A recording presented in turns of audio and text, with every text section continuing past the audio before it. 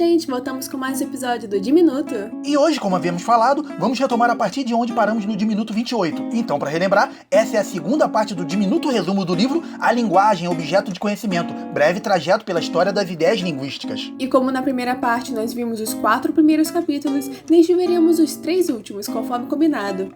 Não se esqueça que é amanhã, dia 16, a live onde os tradutores do livro vão tratar mais detalhadamente sobre a obra. O link para a live estará no primeiro comentário fixado, junto com o link para adquirir o livro. Então, sem mais delongas, havíamos chegado à reflexão linguística acerca da dita língua nacional. Reflexão essa que só é iniciada devido ao problema comunicativo, o que leva os europeus a quererem regular seu espaço comunicativo a partir da gramatização e da dicionarização da própria língua, pois assim, as regras precisas exigidas seriam atendidas. Sim, e quem fez essa exigência especificamente para o francês foi o impressor Geoffroy-Tourry, 1529, que via como entrave à comunicação 3 tipos de pessoa por não falarem a língua bem e causarem incômodo na comunidade linguística. Recitadores de latim que escreviam seus textos adicionando palavras latinas, zombadores que faziam discursos incompreensíveis com metáforas complicadas e usuários de jargões que, por usarem palavras usadas por grupos sociais excluídos da boa sociedade, estavam desrespeitando a ordem social. E para acabar com isso era necessário fixar uma gramática, pois assim eliminaria tais entraves à comunicação.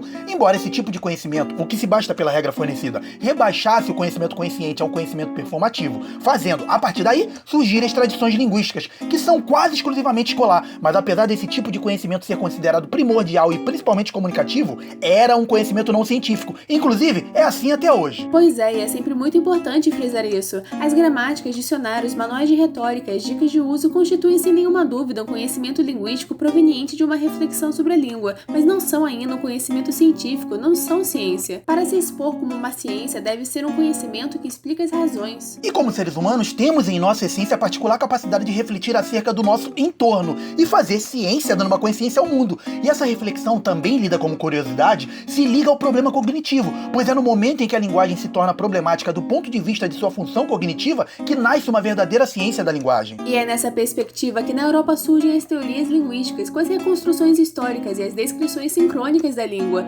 São 2 acontecimentos ligados a uma experiência da diversidade linguística que originam conhecimentos linguísticos científicos. O primeiro acontecimento é a superação do latim por línguas vernaculares, o que suscitou uma série de discussões que tinham em seu cerne o estatuto cultural das línguas, o que finalmente compreende de modo fundamental uma questão cognitiva. A partir daí, certas perguntas surgiam, como: a língua vulgar é tão digna, nobre e bela quanto o latim? Além disso, ela é capaz de desempenhar as funções do latim, ou seja, ela é particularmente capaz de representar os mesmos pensamentos? E a partir de tais questões, os vulgaristas e os latinistas opunham-se em disputa, tendo como forte argumentação contra as línguas vulgares a ideia de que a partir delas o pensamento seria inculto e não científico, ou nas palavras de Francis Bacon, segmentam as coisas de uma maneira não científica. Toda essa argumentação nos expõe que a ideia do latim ser relativizado pelas línguas vernáculas era real e gerava aversão, mas tal ideia será nutrida e consolidada principalmente por uma experiência antropológica e linguística exterior à Europa, ou seja, pela experiência de contato intenso com a América,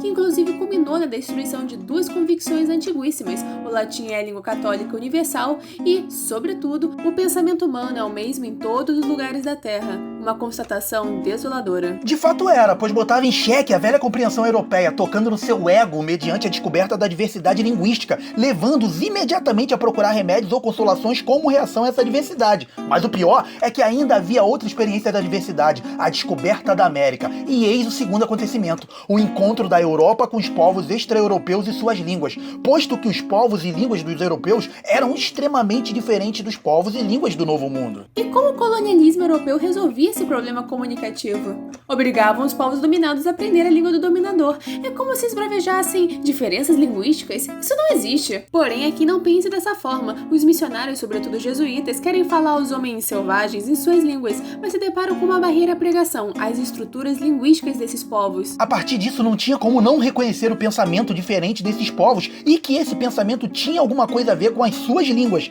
levando assim os missionários a registrarem as línguas desses povos do Novo Mundo em gramáticas e dicionários. A experiência e a surpresa provocada pela profunda diversidade linguística, não somente comunicativa, mas também cognitiva, promove uma atividade científica e especulativa considerável. É interessante notar que ambos os acontecimentos geraram reações científicas diferentes, aposto que há uma busca pela unidade na experiência europeia, como que procurando o paraíso perdido, ocorre o oposto na americana, ou seja, há uma busca pela diversidade. Portanto, estabelece-se o que poderíamos chamar de o Projeto Índia e o Projeto América. Basicamente, em relação à Índia, pode-se dizer que há uma procura por aquela que é a língua de origem, também chamada de língua adâmica. Logo, todas as línguas teriam origem nela. A primeira reação à diversidade linguística é, portanto, uma reação bem europeia conforme a tradição bíblica, a busca da unidade edênica. Em relação à América, pode-se dizer que para se entender melhor a diversidade linguística, há um aprofundamento nela por meio de pesquisas que passam a concebê-la como a riqueza de pensamento humano. Portanto, vemos duas linguísticas, a da unidade, que sempre fez mais sucesso junto aos linguistas, não por acaso ainda Chomsky agora se ocupa também da origem da linguagem, porque de fato ele sempre se preocupou com a unidade universal e biológica da linguagem, que não é outra coisa senão a origem da linguagem,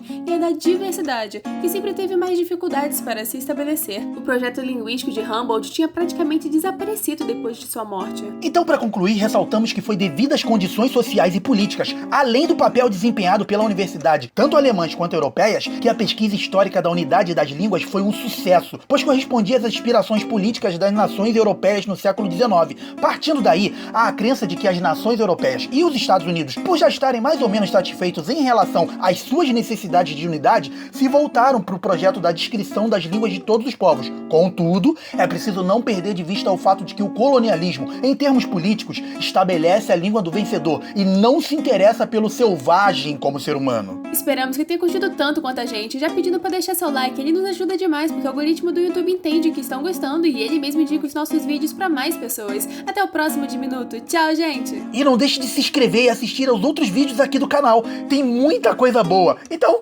como eu sempre digo, um abraço nada diminuto. Tchau!